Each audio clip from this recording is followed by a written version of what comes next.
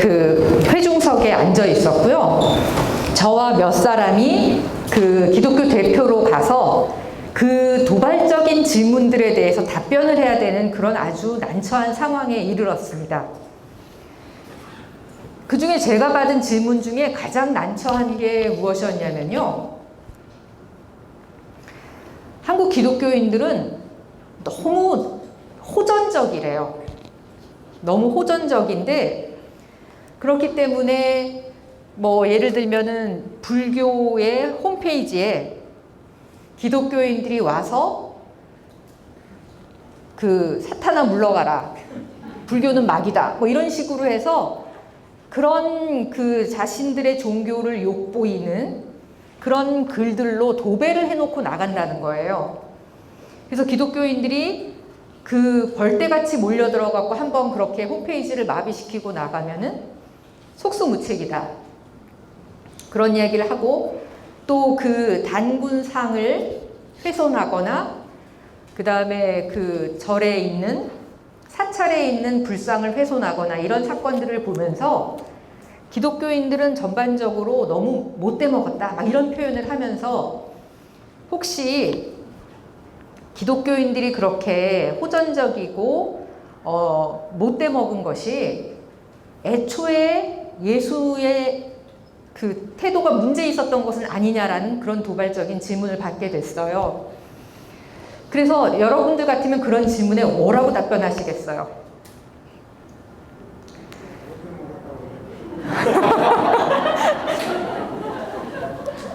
그래서 저는 뭐라고 답변을 했냐면요. 만약에 기독교인들이 하는 그런 행동이 바로 예수님에게서 비롯된 것이라고 한다면 나는 이 자리에 와 있을 필요가 없을 거고 나는 목사도 되지 않았을 거다. 이제 그렇게 이야기를 하면서 인간이 가지고 있는 한계 때문에, 인간이 가지고 있는 어떤 문제점 때문에 우리가 그 좋은 씨앗을 받아들였음에도 불구하고 잘못 발현된 경우가 많기 때문에 우리가 오늘날 그 우리 사회 내에서 기독교인들이 욕을 먹고 있는 것이지 결코 예수님이 잘못되거나 예수님의 복음이 문제가 있는 상황은 아니다. 그러면서 제가 뭐라고 역습을 했냐면요. 그러는 불교에서는 아무런 문제가 없냐. 우리도 언론을 통해서 보면은 사찰에서 착복하는 문제며 스님들의 부도덕하거나 그렇게 그런 그 불의한 행동들 그런 걸 많이 보는데 그러면 그 부처님이 잘못됐던 거라고 이야기하느냐. 그렇지 않지 않느냐. 그러면서 그 복음의 핵심과 예수님은 문제가 없지만 어쨌든 그것을 인간이 구현해내는 방식이라든지 표현하는 방식이라고 하는 것에 문제가 있을 수는 있었을 거라고 본다. 그래서 그것은 모든 종교가 갖고 있는 공통의 문제점이지 기독교만의 문제라고 볼 수가 없다라고 그날 잘 모면을 하고 왔습니다. 그런데 제 스스로에게는 그 질문들이 가시지를 않았어요. 왜 기독교인들은 그러면 그렇게 이웃이 싫어하게끔 호전적일까? 그리고 배타적일까? 그리고 그 사람들이 얘기했던 건 뭐냐면 독선적이라는 거예요. 그럴까 고민을 해봤어요. 그리고 여러분들이 잘 아시다시피 저는 예배학을 연구를 하고 있었기 때문에 그 문제와 예배의 문제를 관련시켜서 생각해 보게 됐습니다. 그리고 한국 사회 내에서 모두가 우리를 왕따시키고 우리 빼놓고는 다 한편인 것 같은 느낌이 들었는데 그런 상황 속에서 우리는 우리의 문제를 정말 다시 성찰해 봐야 할 텐데 그 부분에 대해서는 저는 예배랑 관련시켜서 생각을 해보게 되었던 것입니다. 자, 예배랑 어떻게 관련을 시켰냐면요. 사람들이 주로 지적한 문제. 기독교인들은 말만 잘하고 실천하지 않는다. 기독교인들은 굉장히 호전적이다. 어그레시브하다. 그 다음에 기독교인들은 배타적이다. 이런 이야기를, 그리고 기독교인들은 어디 가나 시끄럽다. 이제 이런 이야기를 들었을 때 그것은 보면은요, 대부분 기독교인의 어떤 태도에 관한 문제를 문제 삼고 있었다는 생각이 들었습니다. 그러면 기독교인들이 그런 태도를 갖게 된 데는 그런 식으로 그런 태도를 갖도록 사회화되었기 때문이다라는 생각을 하게 됐고, 그렇기 때문에 다시 재사회화를 할 때 조금 더 부드럽고 평화지향적인, 그렇게 평화지향적으로 사회화가 된다라고 한다면 그 문제를 조금 극복할 수 있겠구나라고 생각을 하게 되었습니다. 자, 그러면서 예배가 가치와 신념과 태도를 내면화하는 데 중요한 통로의 역할을 한다라고 생각하게 되었습니다. 자, 제가 아까 오후 강의, 오전 강의에서 말씀드린 건 뭐였냐면요. 예배는 반복되고 규칙적으로 반복된다라고 말씀을 드렸죠. 그러다 보니까 뭐가 잘 일어나요? 학습이 잘 일어나요. 그래서 학습이 잘 일어나다 보니까 예배에서 그렇게 계속해서 반복해서 규칙적으로 뭔가 학습이 일어나면 내면화되고 그것이 나의 가치를 형성하고 신념을 강화하고 태도로서 몸에 있게 만든다는 거죠. 자, 그러면 그것을 호전적이고 배타적이고 독선적인 그런 기독교인의 태도라고 비판하는 그런 태도를 예배를 통해서 혹시 사회화시킨 것은 아닐까. 그렇기 때문에 그것을 벗어버리고 재사회화하게 되면 기독교인은 훨씬 더 이웃과 친화적인 그런 태도를 보일 수 있지 않을까라고 생각했던 것입니다. 그래서 거기에 사회화의 문제점을 지적을 하고 재사회화라는 표현을 제가 쓰게 됐던 것입니다. 자, 그래서 재사회화의 필요성이 제기가 되고 있다라고 생각했고, 예배는 그리스도인의 사회화의 통로. 사회화라고 하는 것은 뭐냐면 한 집단에 들어가게 됐을 때 한 개인이 그 집단이 가지고 있는 가치와 태도와 신념을 자기에게 내면화하는 것을 사회화라고 이야기를 하죠. 자, 그런데 기독교인이 기독교인으로서 사회화될 때 가장 중요한 통로 역할을 하는 것이 바로 뭐냐면 예배라는 것입니다. 예배는 왜 예배가? 새신자가 오게 되면요, 새신자 반에서 교리 교육도 하고 성서 교육도 성경 교육도 한단 말이에요. 그런데 하필이면 왜 예배가 사회화의 통로라고 너는 주장하느냐라고 물으신다면 저는 바로 예배는 종합 선물 세트이기 때문이라고 말씀을 드릴 수 있을 것 같아요. 자, 예배는 그 예배 안에 이성을 강화하는 순서가 있어요. 그런가 하면 감성을 자극하는 부분이 있어요. 대표적으로 찬양은 어때요? 멜로디가 있고 그러다 보니까 감성을 촉촉하게 열어줍니다. 그런가 하면 말씀은 우리의 이성을 동원해서 지성을 강화하는 역할을 하죠. 자, 그렇기 때문에 예배는 종합 선물 세트예요. 거기다가 기도합니다. 그래서 말로 이루어진 언어, 구술 언어도 사용하죠. 성찬과 세례는 뭐예요? 상징 행동이에요. 그러니까 구술 언어와 비구술 언어, 이런 것이 다 예배 안에 들어있고 거기다가 노래도 있고 기도도 있고 때로는 침묵도 있습니다. 자, 그러다 보니까 예배는 종합 선물 세트로서 그리스도인을 사회화하는 데 가장 중요한 통로의 역할을 하고 있기 때문에 만약에 기독교인이 어떤 문제가 있다라고 한다면 우리의 예배를 통해서 혹시 우리 기독교인으로서의 사회화에 문제가 있었던 것은 아닌가라고 질문을 던져볼 수 있다는 말씀입니다. 그리고는 어떤 방식으로든지 우리는 재사회화될 필요가 있다라고 하는 것이 제가 그간에 겪었던 사건에 대한 제 나름대로의 응답이었습니다. 자, 오전 시간에 말씀드렸듯이 기독교 중심 의례로서의 예배라는 것을 말씀을 드렸는데요. 여러분, 그러면 모든 의례가 허례허식인가? 아까 말씀드렸죠. 이사야서 1장에 나오는 제2비판, 컬트 비판을 통해서 만약에 마음의 정성이 가득하지 않다면 그것은 거칠애에 불과한 것이고 그야말로 헐의 허식에 불과할 수 있습니다. 개신교는요, 의례에 대해서 굉장히 엘러지 반응이 있는 종파라고 보실 수가 있어요. 왜냐하면 종교개혁의 주로 비판의 내용이 무엇이었냐면 중세 가톨릭 교회의 예배의 문제였어요.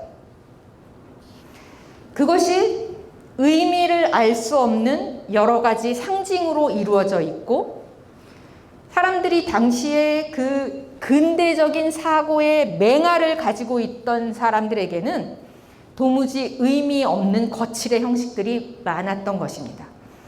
그렇기 때문에 의례를 폐기하고 대신 말씀으로 인간의 이성에 호소해야 된다라고 하고 이성을 통해서 인지적인 확신을 갖게 될 때 구원에 이르게 된다라고 하는 구원에 이르는 새로운 방식을 제시한 것이었거든요.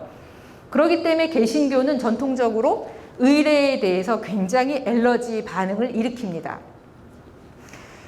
그렇지만 과연 의례라고 하는 것이 제가 아까 말씀드렸죠. 형식에 많고 적음은 있을 수 있지만 형식이 없는 예배는 있을 수 없다라고 제가 말씀을 드렸습니다. 자, 어떤 의미를 실어 나르는데 형식이라고 하는 것은 불가피하다라는 말씀을 드렸습니다. 자, 그리고 내용과 형식이라고 하는 것도 사실은 과연 분리가 될 수 있을까? 이런 질문을 던질 수 있을 것 같습니다. 아까 쉬는 시간에 이제 소그룹 대화에서 이제 온라인 예배가 되게 되면 앞으로 예배의 형식 또는 시간 이런 것도 결국은 변하게 될지도 모른다. 제가 이제 이런 말씀을 드렸습니다. 근데 실제로 온라인 사역을 어떻게 할 것인가를 우리보다 더 먼저 경험했던 미국 교회들에서는요.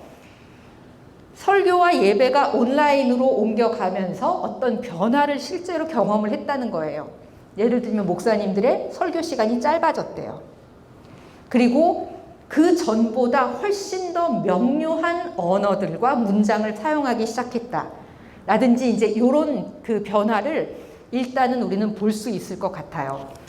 그렇기 때문에 사실은 어떤 형식을 취하느냐, 그리고 더 나아가서 어떤 매체를 취하느냐에 따라서 내용도 조금씩 달라질 수 있다는 것을 염두에 두어야 할 것 같습니다. 자, 예배는 태도와 가치와 신념을 내면화시키는 그런 통로라고 볼 수가 있다라고 말씀을 드렸습니다. 자, 우리의 예배가 지금 어디쯤 위치하고 있는지를 알기 위해서 저는 이런 7개의 고전적 예배 의식의 유형을 좀 가지고 와봤는데요. 예배학에서 예배가 보통 7개의 패밀리로 이루어져 있다라고 이야기를 합니다. 자, 여러분들이 다 아시겠지만 한 패밀리에 여러 명이 있다고 해서 다 똑같이 생기지 않았어요. 그렇죠? 다르게 생겼어요. 근데도 야, 너 너무 닮았다 막 이렇게 이야기하잖아요. 그거 왜 그러죠? 가족 유사성 때문에 그렇습니다. 이 패밀리 리sem블런스라고 하는 것은 제 이야기가 아니고 비트겐슈타인이라고 하는 철학자의 이야기예요. 그런데 어쨌든 그 패밀리라고 부르는 것은 똑같지는 않지만 그들 사이에 있는 어떤 유사성을 갖고 있을 때 우리는 그들을 가족이라고 부르는데 예배에서도요, 사실은 7개 정도의 패밀리를 이제 우리는 추적해 볼 수 있다라고 이야기를 합니다. 그래서 이게 사실은 여기가 이제 이탈리아 반도고요. 여기가 안티옥이고, 그래서 여기가 지중해고, 뭐 이제 이렇게 돼 있는 거예요. 대략 보시면요, 북아프리카에 알렉산드리아 계통이 있고요. 그 다음에 성 야고보 계통이 있고, 예루살렘 중심으로 해서 주의 형제 야고보로부터 내려왔다라고 하는 그 전통. 그 다음에 세 번째 계보가 이제 시리아 쪽이고요. 네 번째 계보가 그 알렉산드리아로부터 나오긴 했지만 또 조금 그 동시리아 쪽에 그 바질이라고 하는 교부에게서 비롯된 뭐 예식서라든지, 그 다음에 5번째 계보가 정교회의 그 중심을 이루고 있는 비잔틴 예식이라든지, 그 다음에 6번째가 로마 가톨릭 쪽에 그 로마 계통의 계보가 있고요.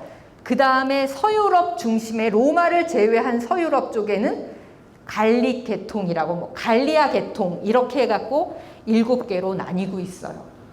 자, 그러니까 지금 우리가 생각을 해보면요, 예루살렘, 그 다음에 지중해 연안, 그리고 시리아 쪽, 그 다음에 우리에게는 예배가 완전히 다르고요.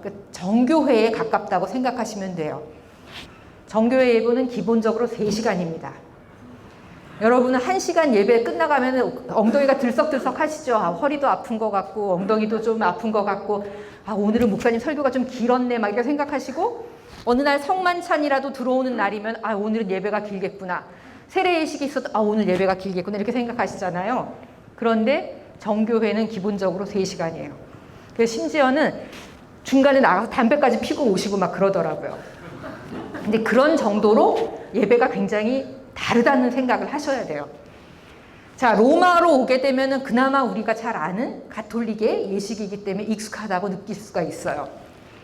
자, 그런데 사실은요, 역사적으로 보면 로마가요, 이 서방 쪽에서 로마가 주도권을 잡기 위해서 로마 예식으로 통일하려고 굉장히 애를 많이 씁니다.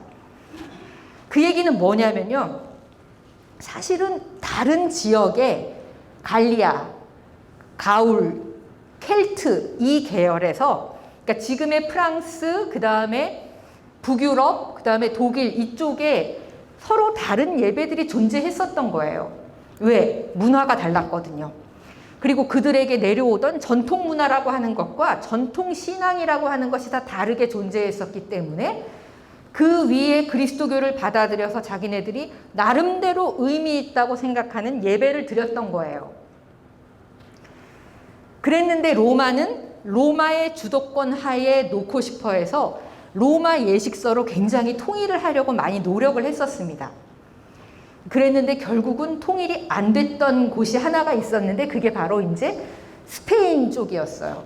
근데 스페인에는 모자라브 예전이라고 있는데요. 거기는 가톨릭 신앙하고 그 다음에 오랫동안 이슬람의 지배를 받았었기 때문에 그 이슬람 문화와 가톨릭 문화가 합해져서 나오는 아주 독특한 예배가 있었다고 하고, 지금까지도 그 예배를 스페인 쪽에 가면 드릴 수가 있대요.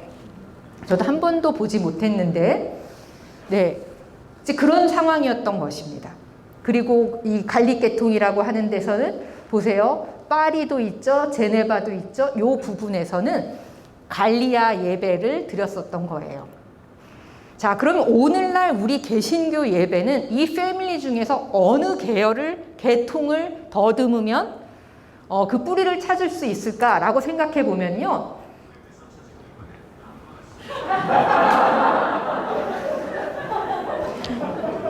네, 이제 심지어는요, 시리아, 동시리아, 서시리아 이렇게 얘기하면요, 아이폰에서 시리가 반응을 합니다.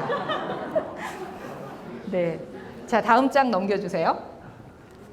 그래서 개신교 예배의 계통을 보면요, 아까 이쪽 서유럽 쪽의 갈리아 계통, 갈리아 중에서도 가울계와 그 다음에 켈트 쪽, 그리고 요런 전통이, 가톨릭 전통이 있었고, 그 다음에 구체적으로 종교개혁이 일어났던 독일과 스위스, 그 다음에 프랑스 일부, 그리고 이후에 영국에서 종교개혁이 일어나는데, 개신교 계통은요, 이제 이런 계통을 밟아서 결국은 개신교 예배로 정착되게 된다는 말씀을 드릴 수 있을 것 같아요.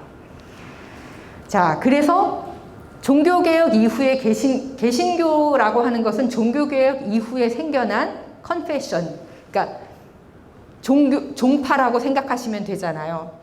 이제 그렇다고 한다면은 개신교, 우리의 그러면 신앙은 어디까지 올라갈 수 있느냐, 종교개혁부터 시작되느냐라고 생각하시기보다는요, 원시 그리스도교 공동체와 중세를 지나서 종교개혁으로 넘어온 그 계통으로 생각하시고 우리 역시 신앙을 유산을 어디까지 갖고 있는 거냐면 초대교회와 중세시대를 지나서도 우리는 신앙의 전통을 유지하고 있다라고 생각하시는 것이 맞습니다. 자, 근데 개신교 예배의 정체성은요, 가장 중요한 게 이해하는 예배예요. 사실은. 종교개혁 전통에서 개신교의 전통은요, 이해하는 거예요. 지성적으로. 이성적으로 인식하는 것. 그것이 개신교 예배의 정체성이라고 생각하시면 됩니다. 물론, 그러다 보니까 너무나도 이제 그 전인적이라는 것은 뭐냐면은 감각적, 감성적, 그 다음에 행동하는 것, 이런 것들까지 다 포함하는 것을 뜻하잖아요. 근데 이제 개신교 예배가 지나치게 이성적인 것에 치중을 두다 보니까 예배의 요소로서는 설교 중심의 예배가 되게 되고, 그래서 아무런 손발 움직이지 않고 머리만 동동 떠 있는 예배의 정신주의화를 초래했다라고 하는 비판을 하기도 합니다. 자, 그래서 다시 처음으로 돌아가서 제가 어떤 비판을 받았다고 말씀을 드렸어요.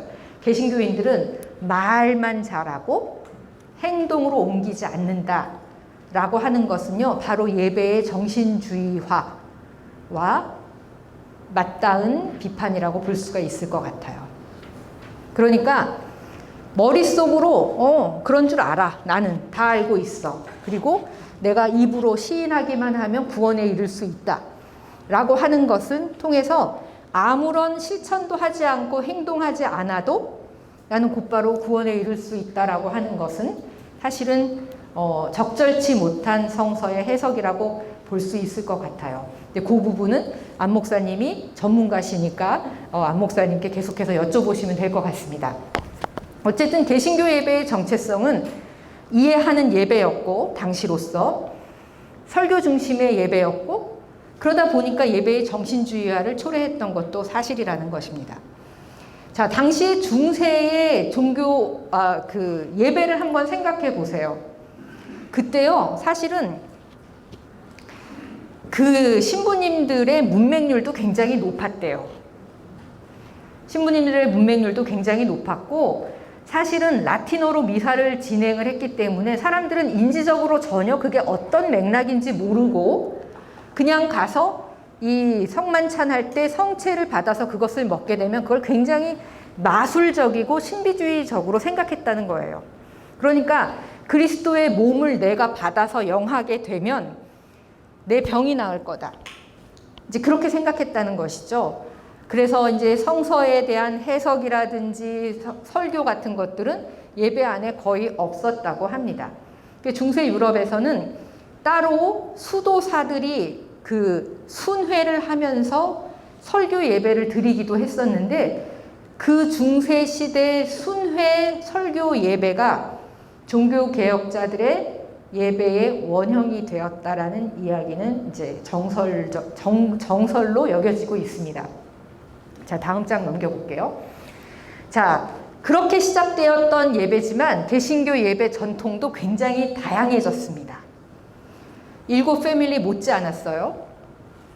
그러면서 형식과 전통의 중시를 기준으로 해서 구분이 되는데, 분명히 좌익과 우익, 이거는요 이데올로기를 이야기하는 게 아니에요. 우리나라에서 좌익이다, 우익이다 이러면 이거는 이제 이데올로기적인 사고를 하는 건데, 미국의 예배학자 제임스 화이트라는 사람이 붙인 표현이에요. 뭐냐면 전통을 중요시 여기고 형식을 중요시 여기는 예배 그 계통은요 우익이라고 불렀어요. 예전적 우파라고 이야기를 합니다. 그런가 하면 예전적인 좌파가 있는데 형식을 전혀 중요하게 여기지 않는 거예요. 그 사람들이 누구냐면 제세례파, 퀘이커 교도들, 청교도, 그 다음에 미국의 프론티어, 그 다음에 순복음. 이쪽은요 예배의 형식을 그리고 예배의 전통을 별로 중요하게 생각하지 않습니다. 심지어 퀘이커 같은 경우에는요 예배 시간에 설교도 없어요.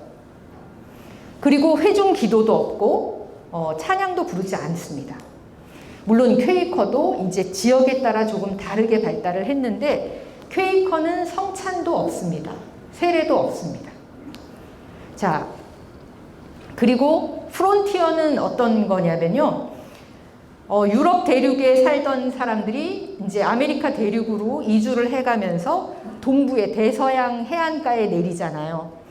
그래서 거기서 이제 뭐 뉴욕, 보스턴 이쪽에서 이제 머물러 살다가 황금을 찾기 위해서 서부로 대륙 횡단을 해가는 과정 속에서 개척자들이 막 사람들이 옮겨 다니고 있으니까 목회자들이 그이들을 회심시키기 위해서 같이 막 옮겨 다녔다는 거예요.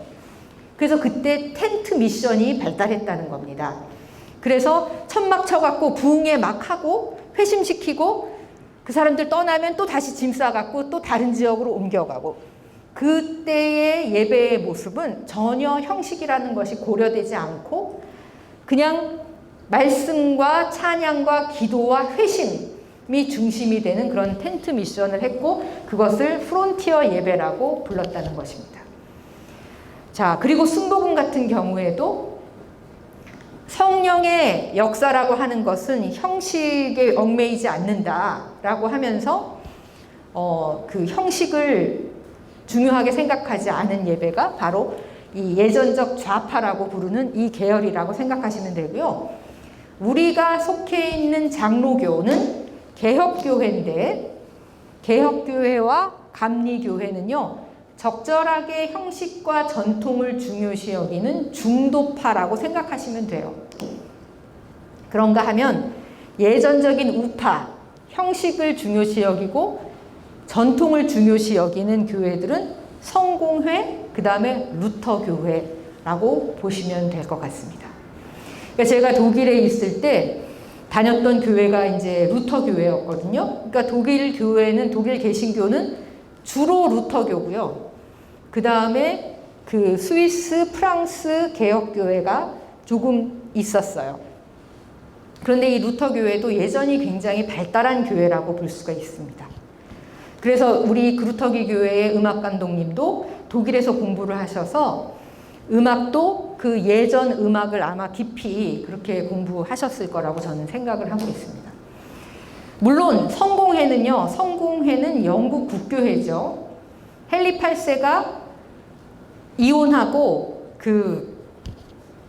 재혼하는 과정 속에서 로마 가톨릭으로부터 개혁하고, 물론 거기에 이제 사회 경제적인 이유라고 하는 것이 들어있지만 그런 과정 속에서 가톨릭보다 더 가톨릭적인 고교회파는 더 우익이고요. 성공회 내부에서도 저교회파라고 있거든요. 그 교회들은 훨씬 더 좌익에 가까운 그런 그 예전적으로 간단한 그 형식을 갖춘 그런 교회로 자리를 잡고 있습니다.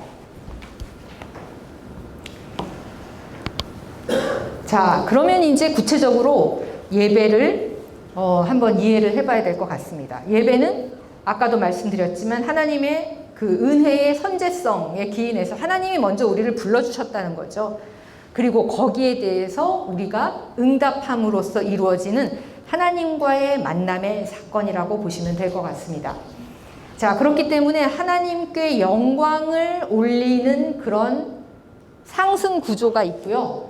예배에는 하나님이 인간에게 은혜를 베푸시는 하강 구조라고 하는 것이 들어있어요. 그러니까 올려드리고 내려주시는 그런 상승 구조와 하강 구조가 있는데, 대표적으로 상승 구조의 예배 순서는 어떤 것이 있을까요? 찬양을 올린다고 이야기하죠. 기도도 올리십니다. 자, 그러면 하나님이 우리에게 내려주시는 것은 무엇으로 표현이 될까요? 말씀이 하나님으로부터 내려오는 거죠, 인간에게. 자, 그래서 예배 안에는요, 상승 구조와 하강 구조가 다 섞여 있는 것이 예배예요. 그래서 하나님이 부르시고 우리가 거기에 응답해서 거기서 만남의 사건이 일어나는 것이다 보니까 상승 구조와 하강 구조가 있는 것이라고 생각하시면 됩니다. 자, 그렇게 해서 예배는 회를 열어요. 일단은 회를 열고 그러면은 회를 닫아야죠. 그런데 예배에서는 왜 개회라고는 하지만 폐회라고는 안 할까요?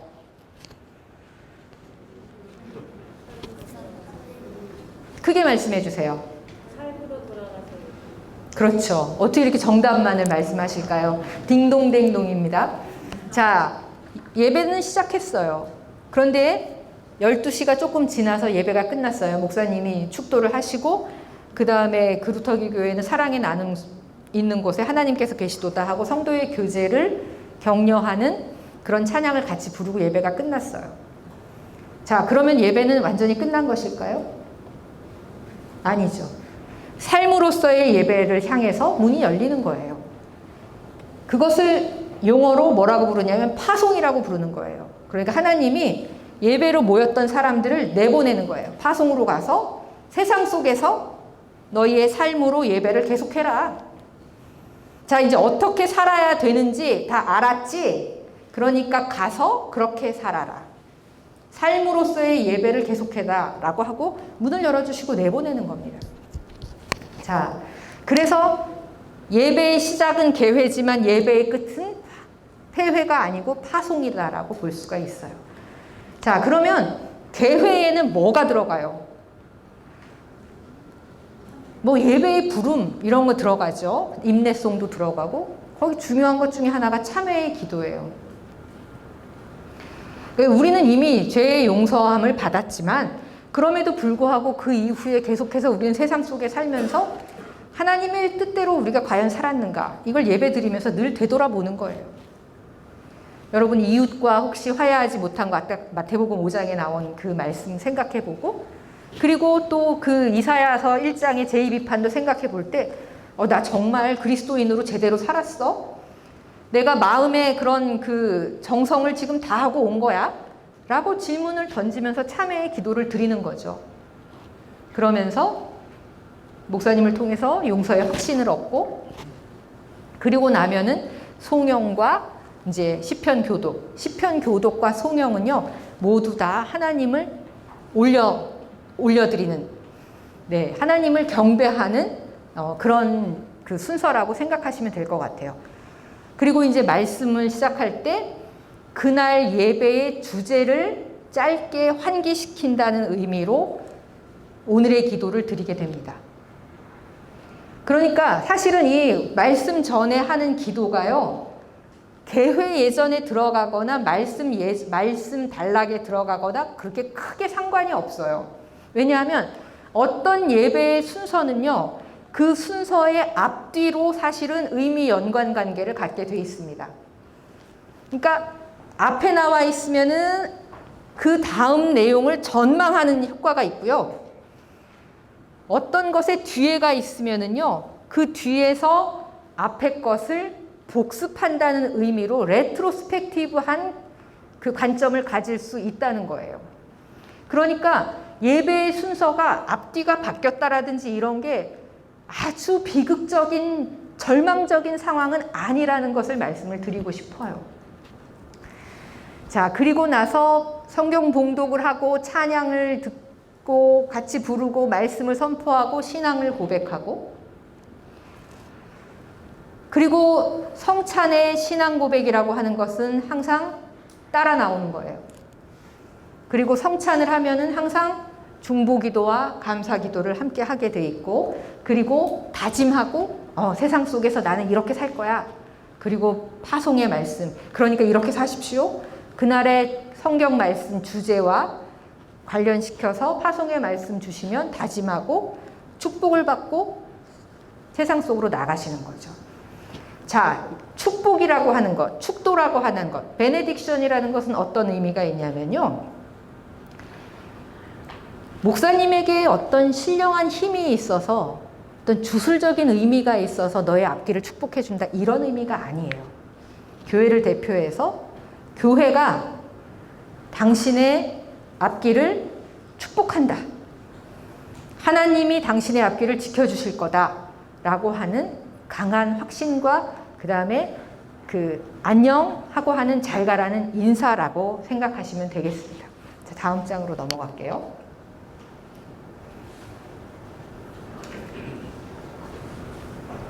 그 거실의 비유 그게 왜 안 나오죠?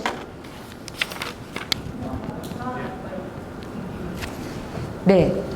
자, 그러면 앞에 그렇게 이야기한 것을 이 내용으로 한번 제가 정리를 해볼게요.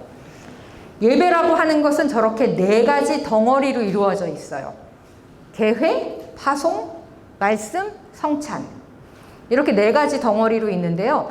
저는 하나님 집에 초대받은 우리라는 비유를 가지고 이 4가지 덩어리를 설명을 한번 해보려고 합니다. 자, 일단 하나님께 전화가 왔어요. 하나님 먼저 부르신다고 했죠. 자, 여러분이 전화를 받으셨어요. 요즘 잘 지내? 왜 이렇게 소식이 뜸해? 한번 놀러 오지. 이제 그렇게 부르신 거예요. 그러면 우리는 대체로 어떻게 하냐면요. 변명을 해요. 제가 먼저 연락드리려고 하니 너무 죄송해요. 보통 그렇죠. 그러면은 네, 죄송해요. 가야죠. 제가 이제 이렇게 하면서 가요. 가면은 갈 때 그냥 가지 않아요. 독일에서는 보니까요, 꼭 포도주를 사갖고 가더라고요. 그래서 과일이나 아니면 주스나 이런 거 이제 사갖고 가시죠. 그럼 집 앞에 이제 가는데, 현관에 가면요, 하나님이 문을 확 열어주시면서 맨발로 뛰어나오시는 거예요. 어서 와. 아유, 잘 왔어. 막 이제 그러셔요. 그럼 현관 앞에 들었으면서 뭐래냐면요, 변명을 늘어놓기 시작하는 거예요.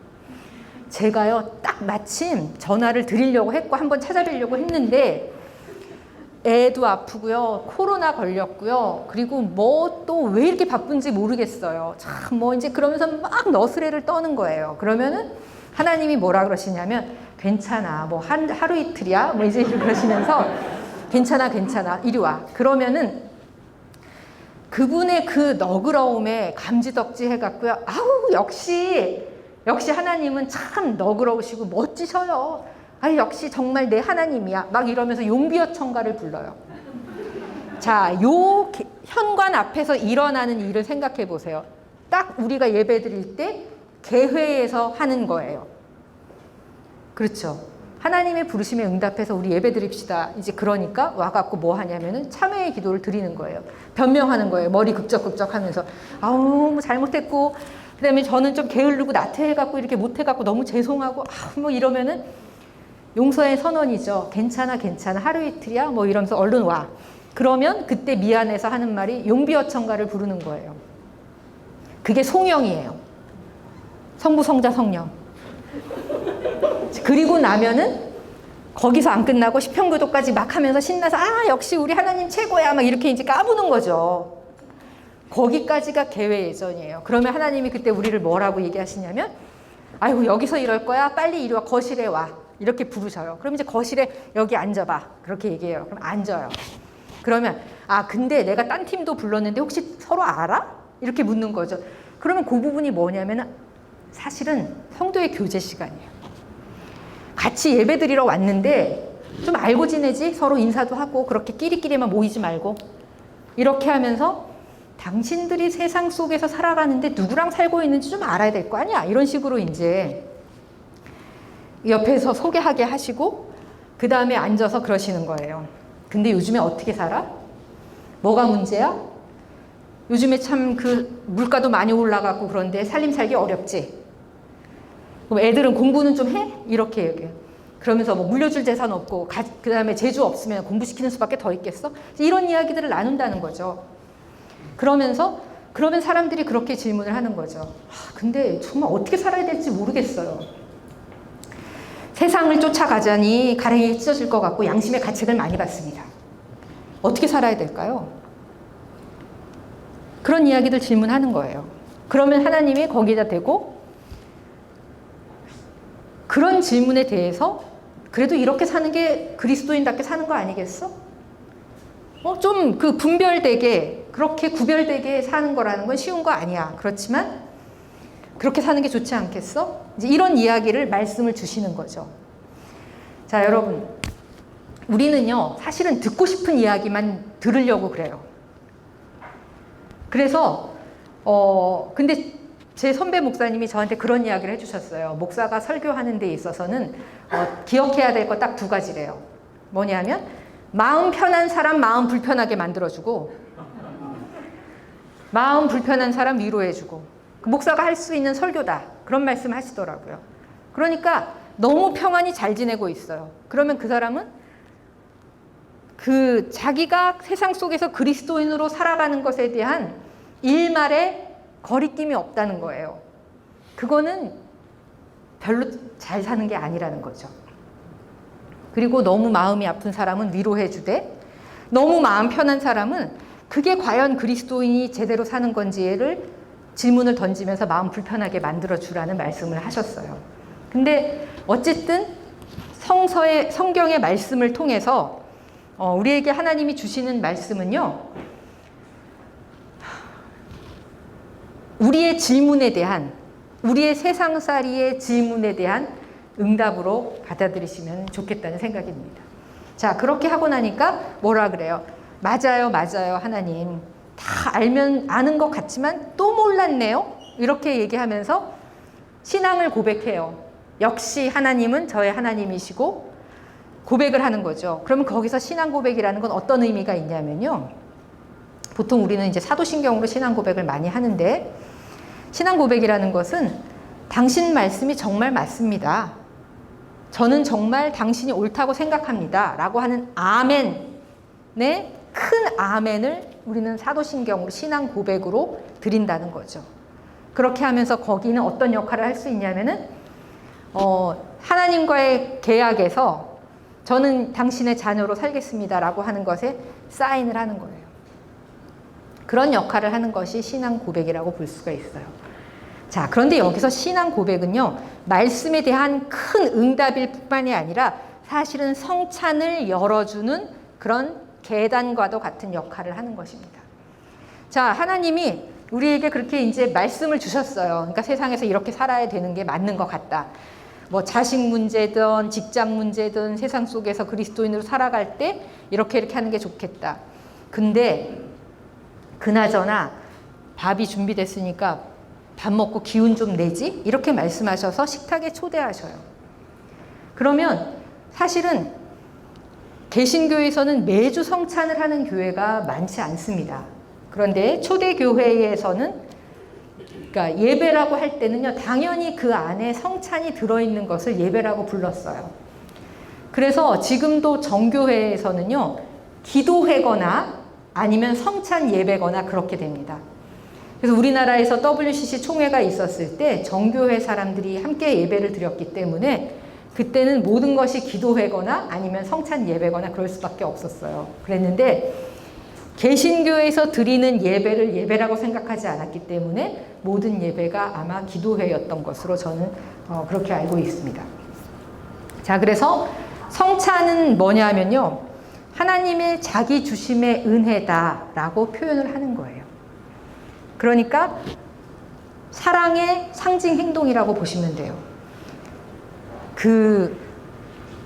저는 성찬은 물론 이제 나중에 기회가 닿는다면 또 한 번 떼어내서 다시 깊이 파고들어야 될 이유가 있는데요. 성찬은 말하자면 사랑의 확증 같은 것이라고 생각하시면 돼요. 아마 교우 여러분들 중에서 선 봐서 결혼하신 분들이 계실 거예요. 뭐 소개팅을 하셨든지 그랬을 때 처음에 남녀가 만났는데 그냥 차 한 잔 마시면서 그냥 대화를 풀다가 헤어지는 경우가 있고요. 그 사람하고 밥까지 먹는 경우가 있어요. 자, 밥까지 먹는 경우가 성공 확률이 높을까요? 아니면 차만 마시고 헤어지는 경우가 성공 확률이 높을까요? 당연히 밥 드시는 거예요. 그거는 뭐냐면요, 사실은 배만 채우는 게 아니라요, 의미와 영혼의 나눔을 하는 것이 바로 식사를 함께 나누는 것이에요. 그러니까 하나님께서 우리를 식탁에 초대해서 밥까지 주신다고 하는 것은요, 완전히 인을 치는 거예요. 사랑의 도장을 꽝 찍어 주시는 거라고 보시면 될 것 같아요. 그리고 말로 했던 것들을 행동으로 보여주시는 것이죠. 자, 그렇게 해갖고 밥까지 막 먹였어요. 밥도 안 먹이고 거실에서 그냥 현관에서 파송하시는 경우도 있어요. 대부분의 개신교 예배가 그런 거죠. 말만 듣고 가는 거예요. 말만 듣고 갈 때 현관에서 그렇게 보내시는 거죠. 내가 오늘 한 말들 잘 기억해. 응? 그리고 세상에 나가서 오늘 우리가 얘기 나눈 대로 그렇게 살자. 그게 그렇게 살면은 그것이 너희들의 나한테 안 와도 되는 그런 삶으로서의 예배를 드리는 것이다. 라고 하고 그리고 또 와. 기운 떨어지면 또 와. 이렇게 해서 현관에서 보내는 거죠. 자, 밥까지 먹여서 배불리 먹여서 등을 도닥여서 내보내는 것. 그것이 바로 성찬이라고 보시면 돼요. 자, 예배가 이렇게 4가지 기둥으로 이루어졌다는 거 다시는 안 잊어버리실 수 있을 것 같죠. 네. 이 안에 상승 구조가 있는가 하면 하강 구조가 있고, 말씀 거실에서 일어난 사건에도요, 상승 구조가 있고 하강 구조가 있는 거예요. 성찬도 마찬가지고요. 현관에서 파송을 받으실 때도 상승 구조가 있고, 여러분들은 다짐하시면 파송의 말씀을 내려주시고 축도를 해주시는 거예요. 자, 그렇게 되면 여러분들은 예배의 구조를 정확하게 이해하고 계실 거라는 생각이 듭니다. 다음 넘어갈게요. 자, 이 부분은 이제 반복된 부분이니까, 아까 기도 부분이 있었는데요. 자, 그리고 이제 기도할 때요, 오늘의 기도, 그냥 그날 예배의 주제를 요약해서 하는 그날 교회의 그 오늘의 기도는요, 예배의 주제를 좀 요약적으로 담으시는 게 좋아요. 그리고 이제 예배 순서라든지 기도의 순서라든지 기도의 내용은 모르시는 분이 없을 거예요. 여러분들은. 왜냐하면 예배의 장인이시기 때문에요. 자, 근데 한 가지 기억하실 건 뭐냐면요, 여러분의 기도가 하나님께 드리는 것은 분명하지만요, 여러분의 기도는 다른 교인들에게는 모범 사례로 역할을 한다는 것을 잊지 말아 주시길 바랍니다. 그러니까 누군가는 여러분의 기도를 보고 자신의 기도를 배워요. 그렇기 때문에 저는 여러분들이 대표 기도, 오늘의 기도를 하실 때 그 점을 염두에 두셨으면 좋겠어요. 나의 기도하는 내용과 기도하는 모습이 누군가에게는 학습 효과를 불러일으키겠구나라는 생각을 잊지 않으셨으면 좋겠어요. 그래서 수려한 언어로 쓰시고요. 네, 그것을 혹시 너무나 나의 많은 그 무리한 요구들이 들어가 있는 것은 아닐까. 그리고 혹시 그 예배에서 내가 오랜만에 기도를 드리는 거니까 내가 얼마나 진지한 신앙인인지를 보여주기 위한 그런 내용들이 담겼던 것은 아닌가라고 쓰시고 거두어 내시는, 잘라내시는 그런 시간들을 저는 가지면 참 좋을 것 같아요. 성령이 임하시는 대로 그냥 줄줄줄 나오는 기도가 좋은 기도다? 저는 그렇게 생각하지 않습니다. 우리의 무례함을 걷어낼 수 있는 방법은 쓰고 생각하고 고민하고 기도하면서 다시 걷어내는 그런 것이 회중 기도, 공중 기도로서 적절하다고 저는 생각을 합니다. 자, 다음 장이요. 네, 다음 본보기 학습 효과가 있다는 거 잊지 말아 주시기 바랍니다. 학생들 중에요, 교회를 떠난 학생들이 있어요. 근데 그루터기 교회와는 이제 성격이 다른 그런 아주 보수적인 교회를 다니는 학생들이 하는 얘기가 뭐냐면요, 장로님의 기도는 설교보다 길어요. 막 이런 이야기를 하면서 너무 답답하고 지루하다는 거예요. 그리고 기도하실 때마다요, 시편 한 장을 다 읽으세요. 막 이러고 이제 그런 이야기를, 학생들이 하는 이야기를 제가 이제 전해드립니다. 네. 자, 이제 공예배, 공적인 예배, 공예배, 이거는 아까 말씀을 드렸던 거고요. 그러면 주일 예배 이후에 삶으로 파송된다라고 했는데, 로마서 12장 1절에 보면요, 여러분의 몸을 하나님께서 기뻐하실 거룩한 산 제물로 드리십시오. 이것이 여러분이 드릴 합당한 예배입니다. 라는 구절이 있습니다. 개정개혁성서, 개혁개정성서에는요, 바로 이 부분을 영적인 예배다라고 번역을 했는데, 그 히라버 원어에 보면 로기케라는 얘기가 나오는데, 이것은 인간의 이성과 신적 이성이 담긴 합당한, 영어로 하면 reasonable이라는 표현이라는 거예요. 자, 이 부분을 우리는 생각할 때요, 왜 사도 바울이 이런 이야기를 썼을까를 생각해 보면요, 당시의 기독교라고 하는 것은 그렇게 큰 교세를 자랑하는 그런 종교가 아니었잖아요. 그러는 가운데 당시에 지중해 연안에 있었던 여러 종교들과 제의들과는 어떤 방식으로든지 구분되어야 된다라는 생각이 있었다는 거죠. 그게 어떻게 보면 후발 종교들의 그 특징이라고 볼 수가 있어요. 자기들의 정체성을 이미 있던 기존의 종교와 제의들과는 구분하는 방식으로 어떻게 하면 우리는 다른 예배를 드릴 수 있을까라는 것을 고민하는 거죠. 그러는 가운데에서 나온 예배에 대한 진술이라고 이야기를 합니다. 실제로 우리는 모든 것을 성경으로부터 가지고 와야 돼요. 그런데 문제는 뭐냐면 성경에서 예배에 대한 언급이 별로 없어요. 그래서 그 중에 하나가 바로 이 로마서 12장 1절의 말씀이에요. 합당한 예배. 합당한 예배라는 게 과연 무엇이냐는 거죠. 당시에 굉장히 아까 그 제2비판에서 나왔던 것처럼 말하자면 화려하고 뻑적지근하고 돈을 많이 쓰고 이제 그런 희생 제의가 많이 들어있고 그런 예배보다는 뭔가 삶으로서 그렇게 어떻게 구별되는 예배보다는 삶으로서 드릴 수 있는 예배를 기독교에서는 생각하기 시작했었다는 거죠. 네, 그런 의미에서 우리는 기독교 예배는 삶으로 드리는 예배다라고 하는 것을 좀 기억할 필요가 있는 것 같아요. 자, 그러면 요 다음에 바로 나올 수 있는 질문이 뭐냐면요. 그러면 뭐하러 교회에 모여서 예배 드려요? 각자 개인적으로 당신의 그 자신들의 삶의 터전에서 그냥 그렇게 말씀을 순종하면서 이웃을 사랑하면서 그렇게 살면 그게 삶으로서의 예배지. 뭐하러 교회에 모여갖고서는 그렇게 예배를 드립니까? 라는 질문이 대번에 나올 수가 있어요. 자, 그러면 주일 예배 드리지 않고요. 그냥 어떻게 삶의 예배를 지속하실래요?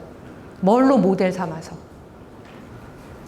그래서 주일 예배는 사실은 저는 예배 중에 예배라고 생각해요.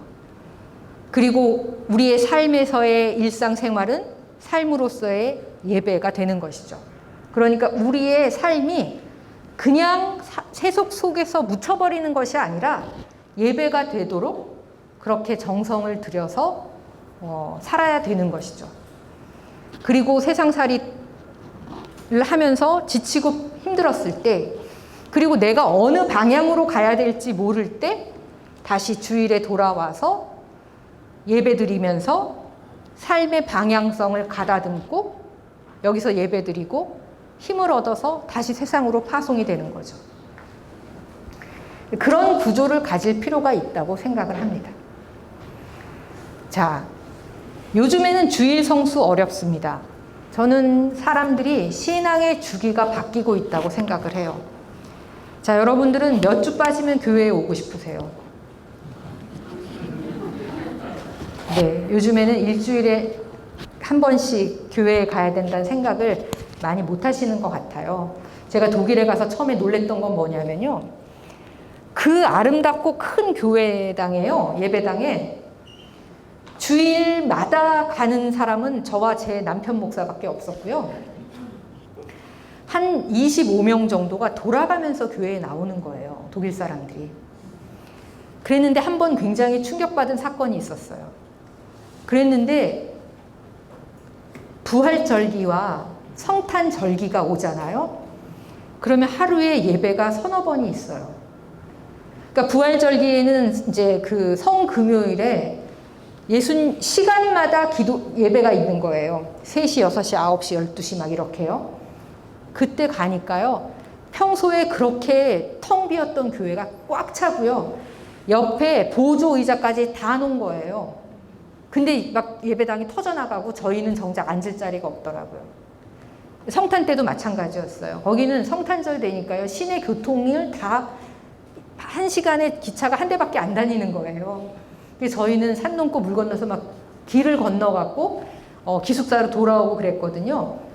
굉장히 놀랐어요. 근데 그때 제가 깨달은 건 뭐냐면 우리는 매 주일 가는 식으로 신앙의 주기가 확립이 되어 있는데 이 독일 사람들은 절기 중심으로 1년에 몇 번 교회를 오는데 그때 교회를 오는구나. 그래서 신앙의 주기가 다른 것은 아닌가라고 나름대로 긍정적인 해석을 한 적도 있습니다. 자, 여러분에게 신앙의 주기는 어떨 건가? 여러분은 언제 한 번씩 얼마를 주기로 해서 교회에 오시면 계속 그리스도인으로서 삶으로서의 예배를 계속할 수 있으시겠어요?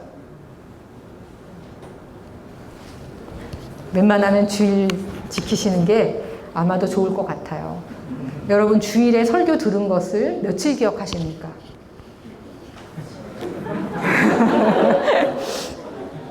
제가 주일에 설교했던 거 혹시 기억하세요? 기억력이 좋으시군요. 자, 그러면은 최소한 일주일이실 거예요, 아마. 네.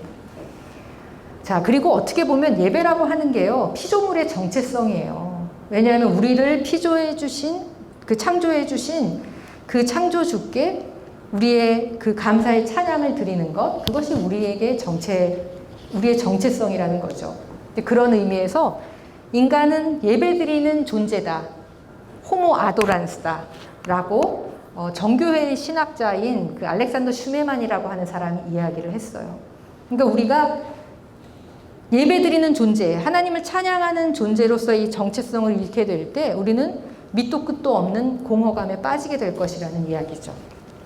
자, 저는 아까도 말씀드렸지만 하나님 나라라고 하는 것은 기독교가 갖고 있는 이상향이에요.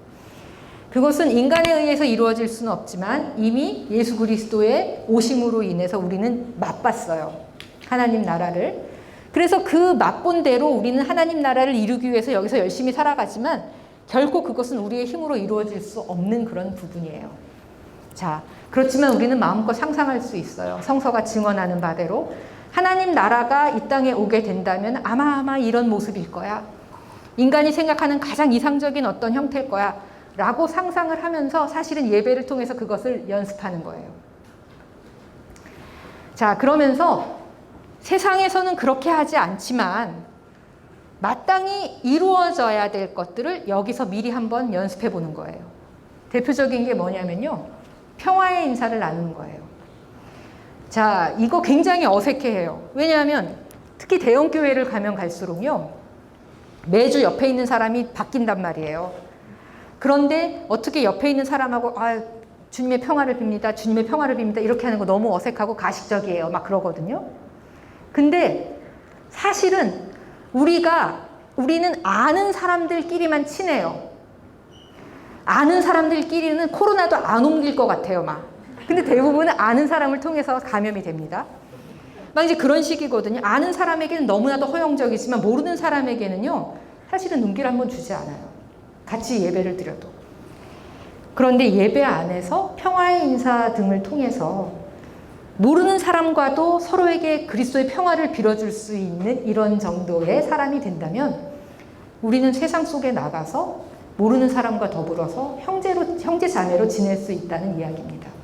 자, 그렇기 때문에 저는요, 여러분 그 어색함을 무릅쓰시고라도 마땅히 이루어져야 될 것, 그런 것들을 예배 속에 도입해서 시도해 보시면 어떨까라는 생각이 들어요. 주님의 평화를 빕니다. 목사님과도 함께 하시길 빕니다. 주님의 평화를 빕니다. 주님의 평화를 빕니다. 실제로 우리 안에 갈등도 많고 분노도 많고 요즘 특히 청년들이 많이 하는 말, 짜증나는 게 많잖아요. 그런데 정말 주님의 평화라고 하는 것은 세상이 주는 것과 다른 주님의 평화를 우리가 얻게 된다면 얼마나 좋을까라는 생각을 하면서 진심으로 옆에 사람들에게 주님의 평화를 빌어주시는 게 저는 참 좋을 것 같아요. 그러면서 우리가 서로에게 평화를 빌어줄 수 있을 때 세상의 모습에 대한 문제를 직시하게 됩니다. 그러면서 의문을 품게 되죠. 그러면서는 세상과는 다른 관점을 얻게 되는 것입니다. 모르는 사람한테 왜 말 걸어? 이렇게 되는 거죠.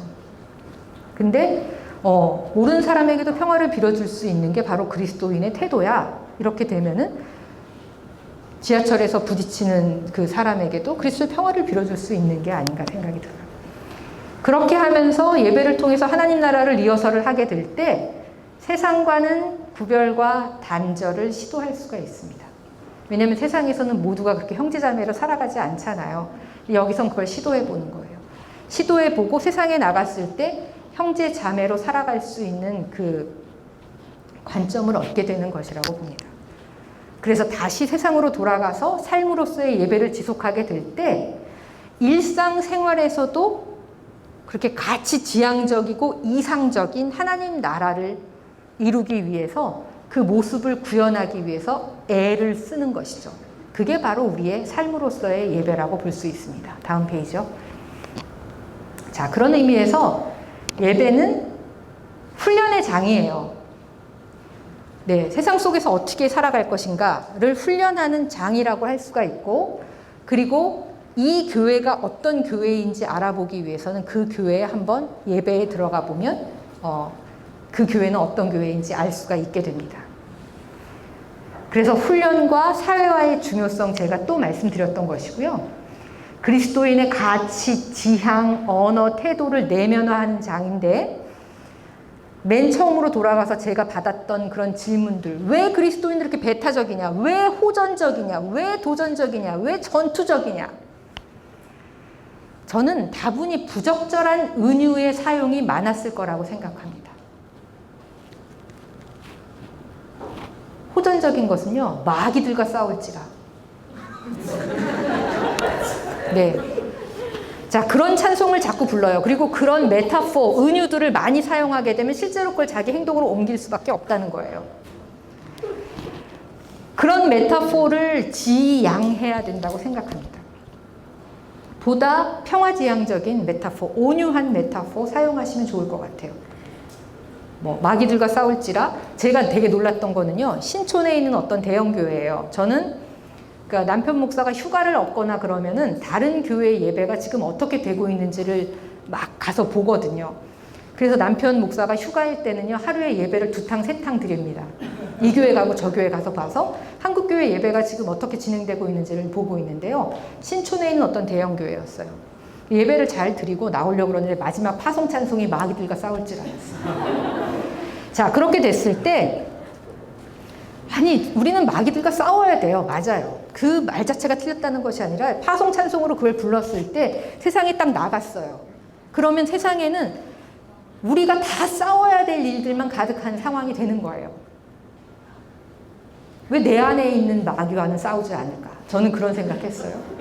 아까 내 안에 이단도 말씀드렸지만, 자, 그런 메타포들을 많이 사용하게 될 때는요, 그러니까 한국 교회가 70년대, 80년대 이렇게 지나오면서요, 굉장히 그런 호전적이고 전투적인 메타포들을 많이 사용했어요. 그 결과 그리스도인들이 배타적이고 호전적이고 전투적인 그런 사람들이 된 거예요. 어떤 줄 아세요? 지하철을 타면요, 요즘은 조금 덜한 것 같아요. 이전에는 한 무리가 쫙 지하철을 타요. 그러면 권사님 막 그래요. 여기. 그러면서 그 주변에 있는 사람들을요, 앉지 못하게 하고 우리 권사님을 갖다가 앉혀야 되는 거예요. 눈물겨운 그 공동체 의식인데, 세상 속에서 모범은 안 돼요. 그 시끄러운 거. 그럼 사람들이 다 인상을 쓰는 게 보고서 몸둘 바를 몰랐던 적이 참 많이 있습니다. 네. 입으로 사랑을 말하지만 이웃은 사랑하지 못하고 내가 아는 사람들만 사랑하고, 싸워야 될 건 마귀들과 싸워야 되는데 괜히 이웃과 싸우는 거죠. 그리고 배타적으로 굴고. 네.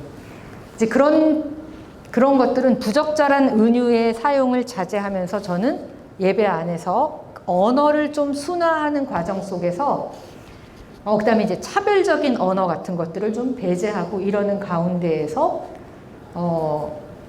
조금 더 그 예배를 통해서 그 재사회화가 일어났으면 좋겠다라는 생각을 했고요. 그러면서 세상을 바라보는 눈, 마음가짐, 태도, 이런 것들. 그 다음에 아까 이제 평화의 인사를 예로 들었지만 관계의 훈련, 이런 것들이 굉장히 예배를 통해서 몸에 자연스럽게 배게 되면은 그런 그 그 사람들의 그런 그 비난을 통해서 제기되는 한국교회의 위기라고 하는 것은 조금 극복이 될 수 있지 않을까. 네, 그런 생각을 해봤습니다. 자, 그런데요, 잠시 뒤로 넘길게요. 여기 이제 수영하는 모습하고 운전하는 모습이 나온 게 뭐냐면요.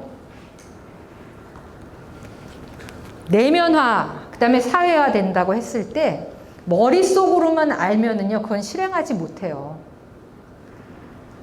그러니까 운전면허를 딸 때 이론 시험에서 100점 맞는다고 해갖고 모두가 다 그 실기 시험을 통과하는 건 아니잖아요. 그리고 실기 시험을 통과한다고 해서 바로 차를 끌고 나가서 도로 주행을 할 수 있는 것도 아니잖아요. 뭐가 필요한가요? 훈련을 통해서 내 근육이 기억해야 돼요. 몸이 기억해야 돼요. 실천 의지만 갖는다고 해서 되는 것이 아니라 그게 몸에 배야 돼요. 수영도 그렇고요. 운전도 그런 것 같아요. 그것은 머릿속으로만 해갖고 할 수 있는 것이 아니라 어떻게 하면은 수영장에 들어갔을 때 내가 몸이 붕붕 뜬다. 이건 이론적으로 되는 것이 아니잖아요. 그런 의미에서 예배 안에서 우리는 충분히 훈련을 받고 내면화해서 마치 수영하고 마치 운전할 수 있는 것처럼 생활 속에서 삶으로서의 예배를 드리는데 불편함이 없었으면, 문제가 없었으면 좋겠다는 생각을 해봤습니다. 자, 다음 페이지죠. 자, 결국은 주일 예배는 삶으로서의 예배의 어떤 지향점을 알려주는 것은 분명합니다. 그렇지만 예배의 완성은 결국은 삶이라고 볼 수가 있어요.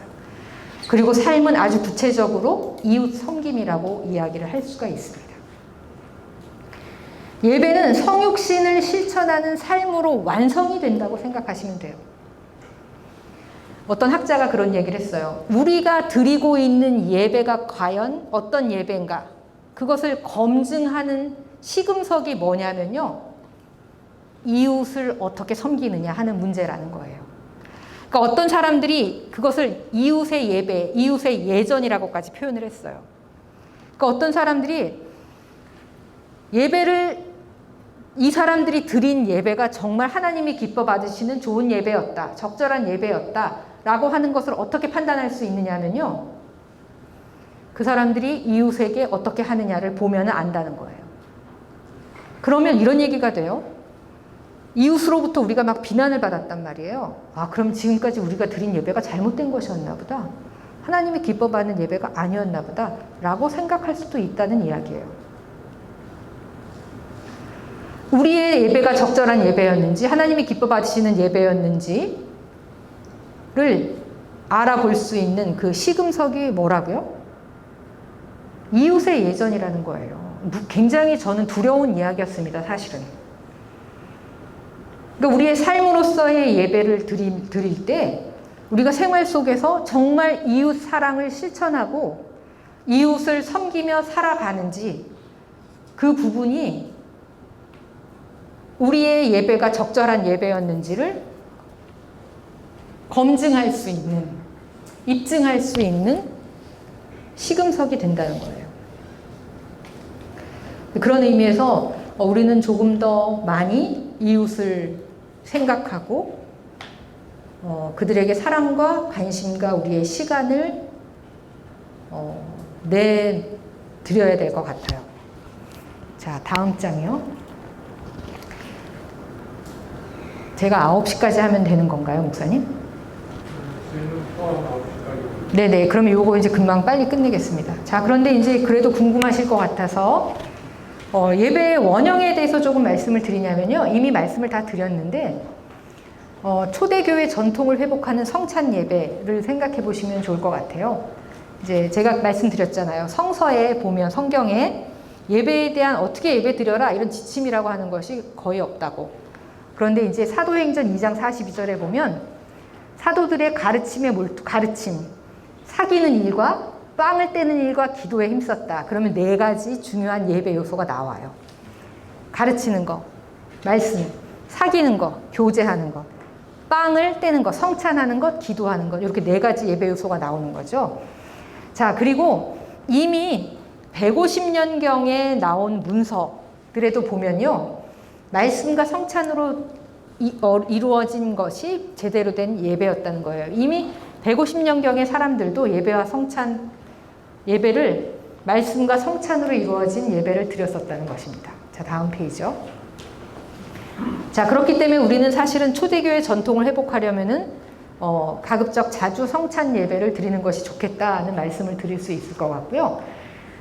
종교개혁자 전통에 충실한 경건한 예배, 이제 그 장로교 같은 경우에는 깔뱅, 뭐 존 칼빈이라고도 이야기하죠. 근데 이 사람이 불어권 사람이었기 때문에 그 사람의 이름을 깔뱅이라고 이제 읽어드리는 건데, 이 사람도 아까의 그 사도행전의 말씀에 근거해서 말씀 선포, 그 다음에 성찬, 기도, 그리고 교제가 예배에서 가장 중요한 요소라고 이야기를 했습니다. 다음 페이지요. 자, 그러면서 매주 한 번씩은 성찬에 참여할 수 있어야 된다는 것을 강조를 합니다. 그런데 실제로 이것은 지켜지지를 않게 돼요. 왜냐하면 종교개혁 전통에서는 중세 때 무너진 말씀을 회복하는 데 집중을 하다 보니까 사실은 저는 그게 인간적인 한계라고 생각을 해요. 인간이 중세 때 말씀이 부족했으니까 말씀을 채우다 보니까 성찬이 부실하게 된 거죠. 네. 그렇지만 원칙적으로는 매주 한 번씩 성찬에 참여할 수 있는 것이 좋다라고 이야기를 합니다. 그래서 성찬을 자주 행하지 못하는 것은 중세시대 때 바로 악마의 농간이었다라고까지 아주 신랄하게 비판을 했었습니다. 자, 그리고 교제와 구제의 중요성을 강조를 했고, 역시 예배의 요소로서 기도를 굉장히 중요한 요소로 이야기를 했습니다. 다음 페이지요. 자, 그리고 오늘날 우리는 동시대의 문화와 대화하는 세대가 함께 할 수 있는 예배를 드리는 것이 저는 중요하다고 생각을 합니다. 그래서 뭐 음악, 미술, 공연, 모든 매체를 사용해서 이런 것이 모두 다 동시대의 인간들의 예배의 언어가 될 수 있다는 말씀 드립니다. 자, 어차피 초대교회의 예배, 예루살렘 중심으로 해서 일어났던 예배는요, 지중해 연안이라는 곳으로 장소를 옮기면서 역시 문화적으로도 다른 문화 속에 뿌리를 내리게 됐어요. 그리고 그것이 유럽으로 가게 되고, 그리고 유럽에서 다시 피선교지, 아시아, 그 다음에 북미 대륙으로 가게 되면서 그곳에 있던 토착 문화와 또 토착 문화의 문화화되면서 또 역사적인 상황들과 그런 상황 속에서 다시 문화화되는 그런 과정을 거쳐왔습니다. 그렇기 때문에 당시에 독특하고 역사적인 그런 문화적 상황에서 복음을 재해석하려는 시도는 언제든지 있어 왔고 앞으로도 있어야 될 것이라고 봅니다. 이제 그런 의미에서 이런 그 디지털 매체 상황에서 어떻게 복음을 재해석할 수 있을까라는 것이 우리 시대에 저는 큰 과제일 것이라고 생각을 합니다. 다음 페이지요. 네. 자, 그리고 이제 저는 이제 세대 사이 간자를 썼는데 요즘에 예배학에서 세대 통합 예배라는 이야기를 많이 합니다. 왜냐하면 편의상 장년은 장년대로, 그리고 청년은 청년대로, 그 다음에 주일학교는 주일학교대로 이런 식으로 계속해서 따로 예배를 드리다 보니까 서로 다른 그런 그 신앙의 취향, 문화적 취향이 달라서 그렇게 예배를 드리다 보니까 하나의 공동체 안에서도 서로를 이해하는 것이 너무 줄어들었다는 거예요.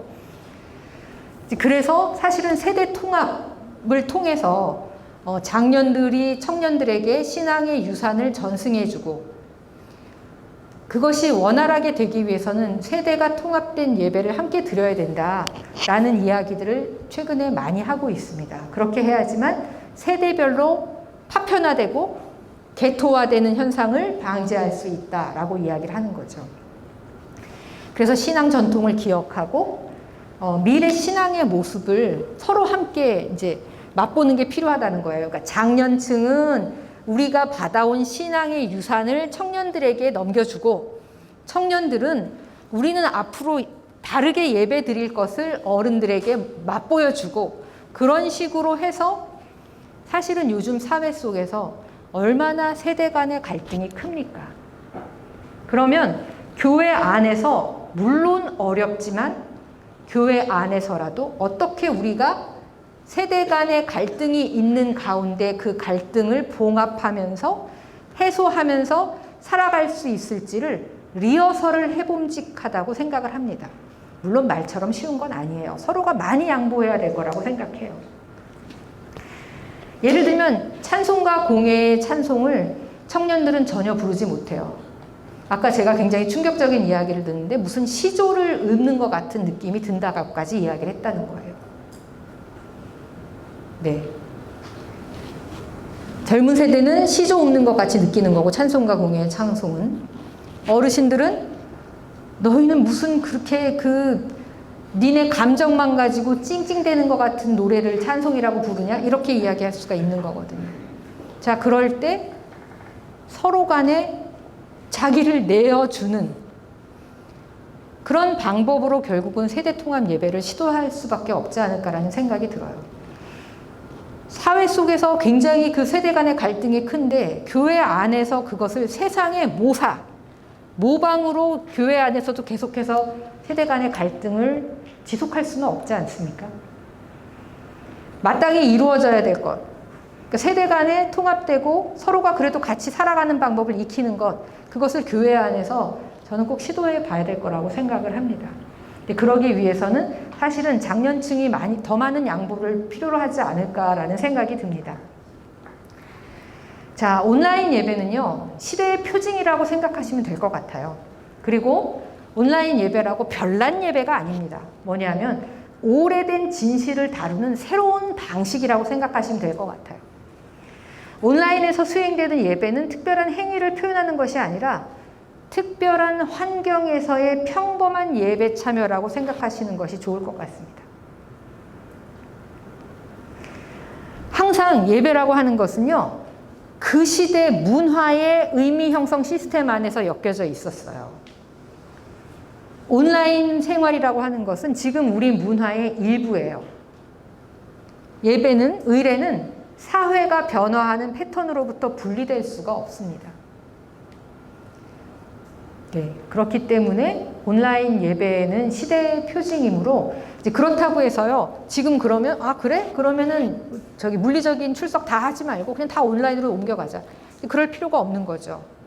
그리고 우리는 물리적인 출석의 중요성 제가 이미 다 말씀을 드렸고, 그리고 물리적인 출석의 장점이라고 하는 것을 10분 활용할 필요가 있고, 그렇지만 병행하고 또 하나의 대안으로 제시하고, 그리고 그것이 익숙한 세대를 위해서 미리 좀 개척을 해두는 것, 그런 의미가 있을 거라는 생각을 해봅니다. 자, 다음이요.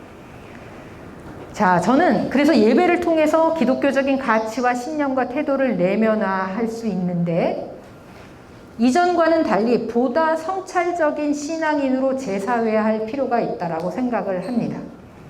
이성적인 깨달음, 감성적인 감동, 그리고 의지적인 결행, 반드시 필요하죠. 이런 것들을 이루어 가면서 결국은 영적인 성숙을 이루는 것. 그리고 그 안에는 반드시 전인적인 예배가 자리 잡고 있다고 생각합니다. 여러분, 그리스도인으로서 왜 예배를 드려요? 결국 그리스도인으로서 영적으로 더욱더 성숙해 가기를 바라시는 거 아니에요? 그러니까 한 걸음 더 성숙한 성찰적인 신앙인으로 거듭나시기를 바랍니다. 그러면서 지성적이지만 마음도 따뜻하고 남의 손발이 되어서 움직일 수 있는 그런 실천적인 의지도 새롭게 하셨으면 참 좋겠습니다. 영적인 성숙이라고 하는 것은 쉽게 얻어지는 것은 아니라고 봅니다. 네, 그런 이 세 가지 차원의 전인적인 노력이 있을 때만 저는 가능할 것이라고 봅니다. 인격적으로 성숙하는 것과 영적으로 성숙하는 것은 분리가 되는 것일까요? 그렇지 않습니다. 그러니까 우리는 영적으로 성숙해지는 것을 목표로 삼으면서 동시에 우리의 개인적인 인성, 인격적인 성숙에 대해서도 진지하게 함께 고민을 해야 될 것 같습니다. 그래야지 위선적이거나 이율배반적인 그리스도인이 되지 않을 수 있을 것 같아요. 말만 잘하고 행동하지 않는다. 전투적이고 호전적이고 배타적인 그리스도인이 아니라 네, 지하철에서 옆자리를 기꺼이 내줄 수 있는 그런 아주 단편적인 예이긴 하지만요, 굉장히 많은 것을 시사하는 저는 그런 예시였다고 생각을 합니다. 그래서 삶 속에서 우리의 삶을 예배로 만들 수 있는 것은 인격적이고 영적인 성숙을 동시에 이루어가는 그런 작업을 통해서 가능하지 않을까라고 생각합니다. 미국의 신학자 중에 단 셀리어스라는 사람이 있어요. 그 사람이 무슨 말을 하냐면, 영성이 뭐냐? 호련하게 어떤 신비적인 그것만이 영성이냐? 그렇게 얘기하지 않고요. 영성이라는 건 뭐냐면 하나님 앞에서 펼쳐진 인간성이라는 이야기를 합니다. 그래서 그리스도인은 인간성도 좋더라. 인간성이 좋은 사람이 영성의 깊이를 가질 수 있다라는 생각을 하시면서 예배를 통해서 여러분들의 그런 날마다의 성숙을 이제 가져오시면 더 좋지 않을까라는 생각이 듭니다. 네. 자, 그러면서 성숙한 신앙인의 예배는 뭐냐면요. 예배와 삶은 결국 우리로 하여금 생활 신앙인이 되게 하는 거예요. 교회 안에서만 신앙인이 되는 것이 아니라, 예배 드릴 때만 신앙인이 아니라 우리 삶을 통해서 삶 속에서 참 그리스도인이 되는 것을 의미합니다. 그래서 일상을 살고, 그리고 어떤 초월의 순간을 맛보고 다시 초월과 일상으로 돌아가는 그런 어떤 나선형적인 순환과 성숙을 가져올 때 저는 생활 신앙인으로서 보다 성찰적인 성숙한 신앙인이 될 거라고 봅니다. 아울러서 인간성과 영성이 동시에 성숙한 그리스도인이 되지 않을까라는 생각이 듭니다. 보통 기독교는 수행 방식이 너무 부재하다, 이런 이야기를 많이 합니다. 근데 저는 기독교인에게 있어서, 개신교인에게 있어서는요, 예배가 결국은 수행 방식이라고 생각합니다. 예배를 드리는 동안에 기독교인은 수행을 하는 것이고, 그리고 우리가 삶으로서의 예배를 드린다는 것은 결국은 존재 방식으로서 우리는 예배를 드리는 것이다 라고 볼 수가 있을 것 같습니다. 그러니까 아주 단순하게 하나님 앞에서 이웃과 더불어서 관계를 맺고, 그리고 기도하며 동시에 머릿속으로만이 아니라 실행에 옮기면서 실천하면서 살아가는 것, 이것이 바로 저는 성숙한 그리스도인의 삶이 아닐까라고 생각합니다. 자, 저의 할 수 있는 이야기는 다 했습니다. 질문 받겠습니다.